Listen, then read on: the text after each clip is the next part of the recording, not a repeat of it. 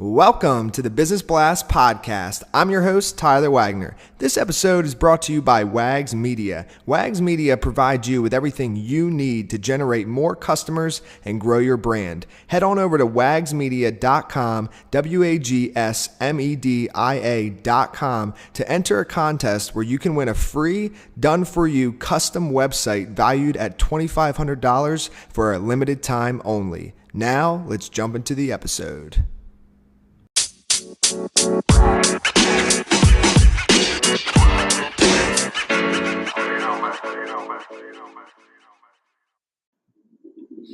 All right, everyone. Welcome back to another episode of the Business Blast podcast. I'm your host, Tyler Wagner. Today, I have Ruth Schwartz with us. She grew a $10 million distribution business and is now a professionally certified coach. She also wrote The Key to the Golden Handcuffs, Stop Being a Slave to Your Business, and owns High Performance Advocates. So welcome to the show. Thank you.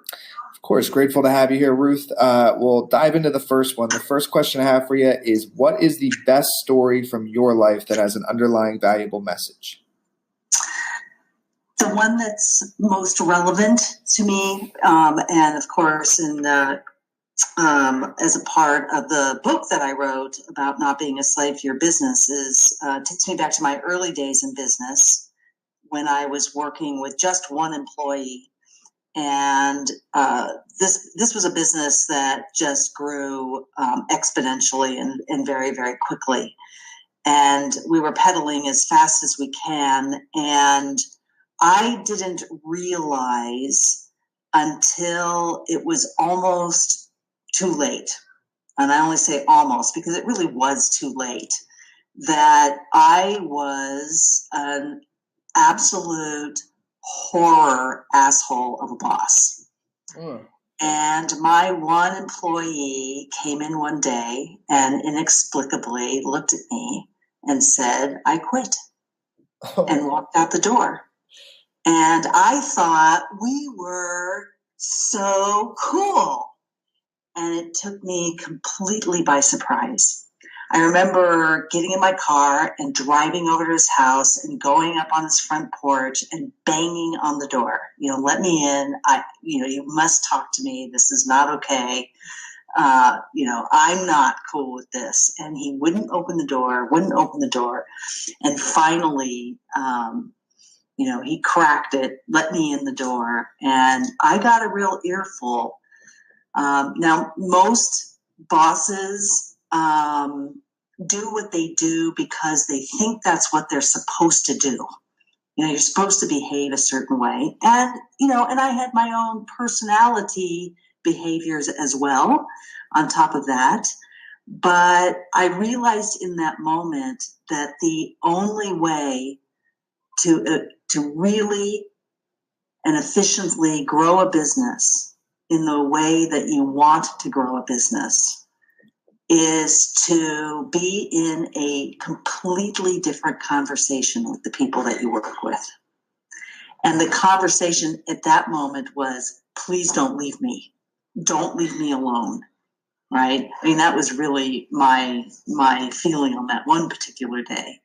But what ended up coming out of that was a much deeper conversation about how is it that we want to work together?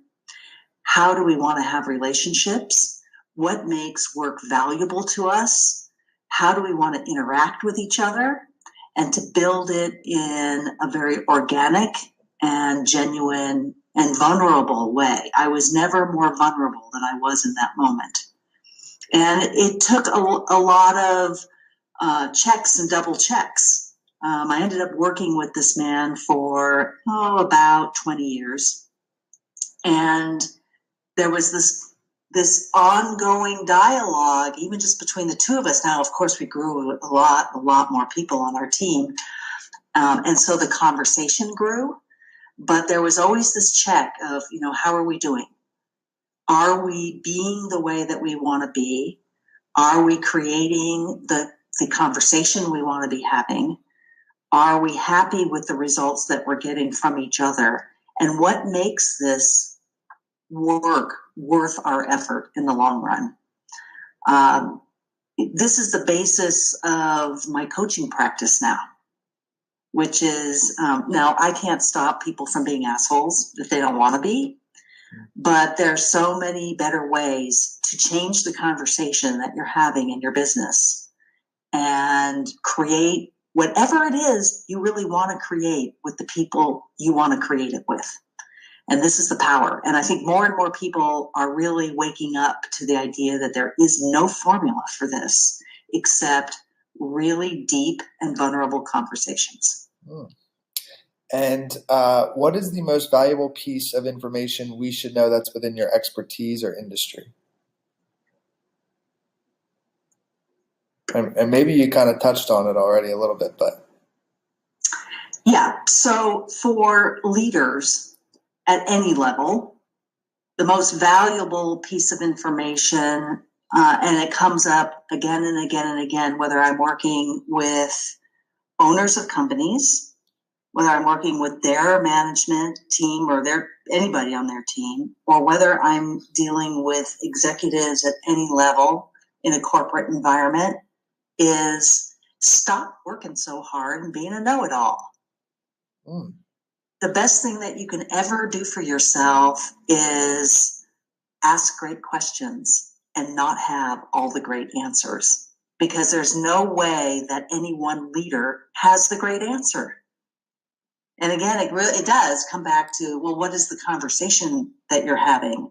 But the greatest change that I've seen in people's success as leaders is being vulnerable, not being a know-it-all, and learning how to ask great questions. Of course, you have to be able to listen to the answer, but it starts with a great question.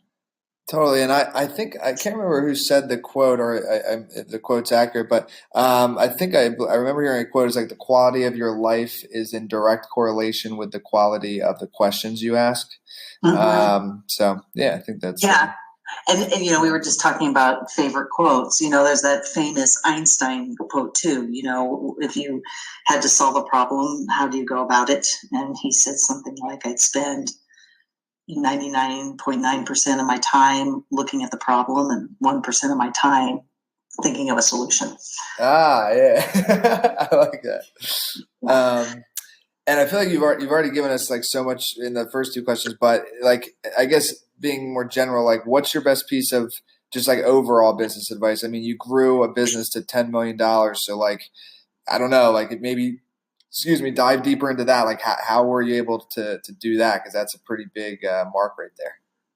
You don't do that alone. It takes more people. If anybody thinks that they're doing it alone, they're actually wrong, right? It really comes down to my best advice is do it within your core values, build it with your heart, bring your people around, have great conversations. And you know what? The biggest joy in my life right now is understanding and watching people create whatever the heck they really want. And the real trick is, well, what do you really want? Right? Because we're filled up with everybody else's ideas of what's the thing to want instead of what's really important to us personally. And when you change the conversation that you're having and you start talking about what are our shared values and in what way do we impact our world, you can create anything you want. And if you could give your younger self one piece of advice, what would that be? Keep it simple. And in your opinion, and it could tie in, what's the key to happiness? Yeah, right. Keep it simple. Yeah. Just really, my path in my life has been about just life is really not that complicated. It's pretty darn simple if you just allow it to be. Mm-hmm.